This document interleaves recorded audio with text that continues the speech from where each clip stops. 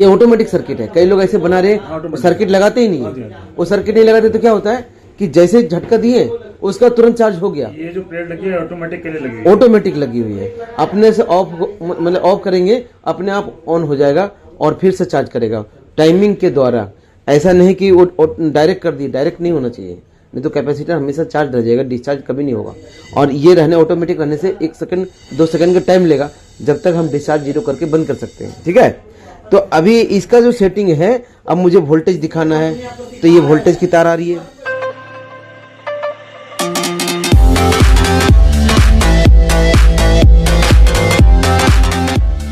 Hello friends, welcome to Sanjay electronics engine.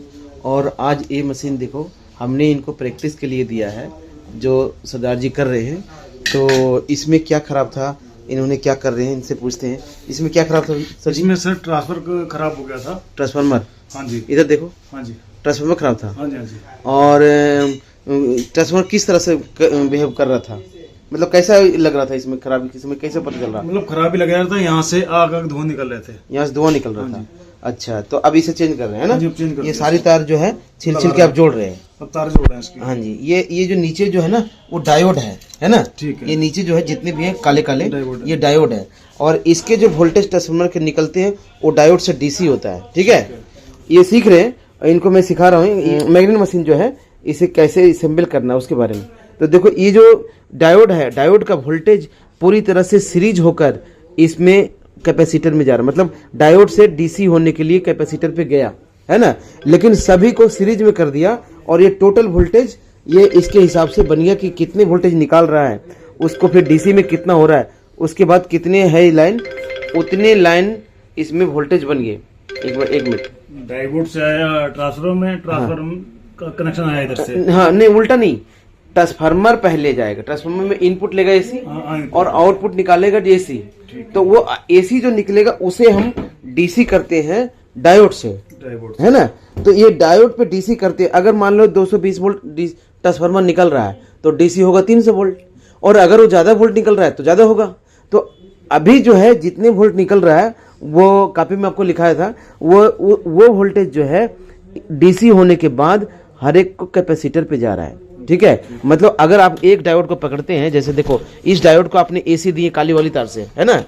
अब ये diode का जो दोनों तार है, ये एक लाल वाली और एक काली वाली, ये दोनों इस कैपेसिटर पे पहले वाले पे जा रहा है। ऐसे जितने डायोड होगा उतने कैपेसिटर होगा, है ना?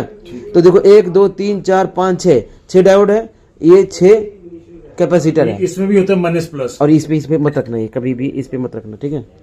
इसमें भी होता है माइनस प्लस। हाँ जी, ये कैपेसिटर है जो है, ये गोल गोल, ये सीरीज चल रहा है इसे, जैसे आपने बैटरी के सीखे थे उसे। तो ये सीरीज हो गया और इधर पैरेलल है। तो अभी हमने यहाँ पे जो वोल्टेज बने हैं ये प्लस माइनस पे, ये डायोड के वोल्टेज यहाँ डीसी फिल्टर हो रहा है और बढ़ा रहा वोल्टेज, है ना? तो अगर ये वोल्टेज जितना होगा उतने के हिसाब से 1 2 3 4 5 6, यानी अगर इसमें 500 वोल्ट बनते हैं तो 5 10 15 20 25 23 यानी 3000 वाट का ये हो गया। अगर ये वोल्टेज ट्रांसफार्मर कम निकालता है और डायोड भी डीसी करेगा तो जितना डायोड निकलेगा उतनी करेगा, लेकिन फिल्टर फिर होगा कम। मतलब मान लो अगर 250 वोल्टेज का निकाल रहा है तो आउटपुट में 300 से ऊपर जाएगा।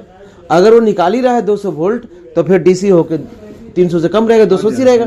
तो उसी हिसाब से जितना वोल्ट निकल रहा है वो मैंने आपको कॉपी में लिखा चुका हूँ। ठीक है, तो ये वोल्टेज जो है अभी जो निकल रहा है, यानी 500 वोल्ट यहाँ पे फिल्टर होकर बन रहा है, यानी इस डायोड पे 350 के करीब करीब वोल्टेज निकल रहा है ना?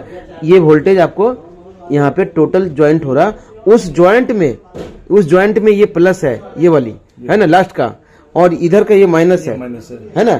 तो ये दोनों जो है ये देखना पड़ेगा। ये बीच में लगा ना, ये नहीं, देखो ये लाल कलर दे दिया लाल, लेकिन ये माइनस है। मैं यही कंफ्यूज हो रहा था कि लाल क्यों है ना? तो ये वाली जो है माइनस है, ये माइनस कॉन्टेक्टर के द्वारा आउट में जा रहा है, कॉन्टेक्टर के द्वारा। कॉन्टेक्टर का काम क्या है, समझ में आई बात? कॉन्टेक्टर का काम है जरूरत पड़ने पे उसे ज्वाइंट करना। जरूरत पड़ने पे जैसे हम खटका दबाएंगे तो कॉन्टेक्टर आपस में पकड़ लेगा, तो वो क्या है कि निगेटिव बाहर कर देगा पूरे के पूरे। इसीलिए यहाँ पे कॉन्टेक्टर का 3 पिन है कि कोई एक मिस होगा तो दूसरे में मिस नहीं होना चाहिए, है ना? वो चाहते तो एक में भी लगा सकते थे, लेकिन 3 लगाने से थोड़ा सा बराबर बराबर पहुंच जाएगा पूरे के पूरे, है ना। तो यहाँ पे हमने ट्रांसफार्मर लगाया, डीसी हुआ, वोल्टेज बढ़ गया इस पे कैपेसिटर पे, और बढ़ के एक डायरेक्ट आई प्लस वाली जो ये तार है, और एक जो है निगेटिव कंडक्टर के द्वारा आया है, ठीक है। अभी इसके बाद जो काम रह गया, जैसे मुझे यहाँ बत्ती जलानी है तो आप उसके हिसाब से लगाओगे, जैसे मुझे इसे कम ज्यादा करना है तो इसके लिए जो हमने सर्किट लगाया है वो सर्किट को जैसे वोल्टेज कम है और एम्पेयर कम करने होते ना उपाय, वैसे ही यहाँ पे मैंने इसे लग रखा है कि ये ऑटोमेटिक सर्किट है। कई लोग ऐसे बना रहे सर्किट लगाते ही नहीं है, वो सर्किट नहीं लगाते तो क्या होता है कि जैसे झटका दिए उसका तुरंत चार्ज हो गया। ये जो प्लेट लगी है ऑटोमेटिक के लिए लगी है, ऑटोमेटिक लगी हुई है, अपने से ऑफ मतलब ऑफ करेंगे अपने आप ऑन हो जाएगा और फिर से चार्ज करेगा टाइमिंग के द्वारा। ऐसा नहीं कि वो डायरेक्ट कर दी, डायरेक्ट नहीं होना चाहिए, नहीं तो कैपेसिटर हमेशा चार्ज रह जाएगा, डिस्चार्ज कभी नहीं होगा। और ये रहने ऑटोमेटिक रहने से 1 सेकंड 2 सेकंड का टाइम लेगा जब तक हम डिस्चार्ज जीरो करके बंद कर सकते हैं, ठीक है। तो अभी इसका जो सेटिंग है, अब मुझे वोल्टेज दिखाना है तो ये वोल्टेज की तार आ रही है, वोल्टेज क्योंकि यहाँ पे दिखाना है वोल्टेज मीटर में तो वोल्टेज के साथ जुड़ी हुई है ना।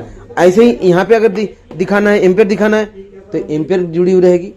मतलब ये बाहर का काम है, मेन काम क्या है, ट्रांसफार्मर से डीसी हुआ, इधर से फिल्टर हुआ, वोल्टेज बढ़ा, और सीरीज पैरेलल में एम्पेयर बढ़ गया, सीरीज में वोल्टेज बढ़ गया, पैरेलल में एम्पेयर बढ़ गया, और ये फिर इससे निकल के बाहर चला गया, मेन काम, ठीक है।